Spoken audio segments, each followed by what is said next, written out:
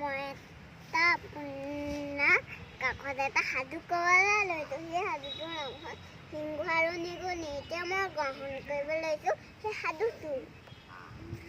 এদিন এটা গুফাত এটা সিংহ আছিলে। সেই সিংহটো এদিন শুই আছিলে। তাৰপৰা এটা নিগনিয়ে আহি তাৰ গাত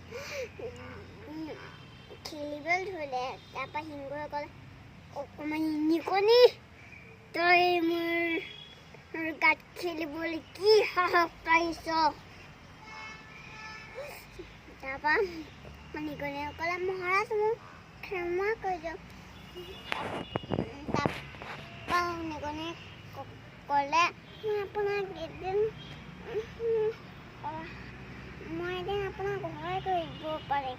তাৰপৰা সিংহটোৱে ক'লে, ইমান অকণমান নিগনি, তই মোক উদ্ধাৰ কৰিব পাৰিবি? তাৰপৰা এদিন সি জালত ফচি গ'ল। তাৰপৰা সি কোনোবাই মোক বচাবলৈ কৰি আছিলে। তাৰপৰা নিগনিয়ে আহি পেলাই জালখন কুটি মুক্ত কৰে। তাৰপৰা মহাৰাজে ক'লে, তুমি কোন? তাৰপৰা ক'লে যে, আপুনি মোক চিনি পোৱা নাই নেকি?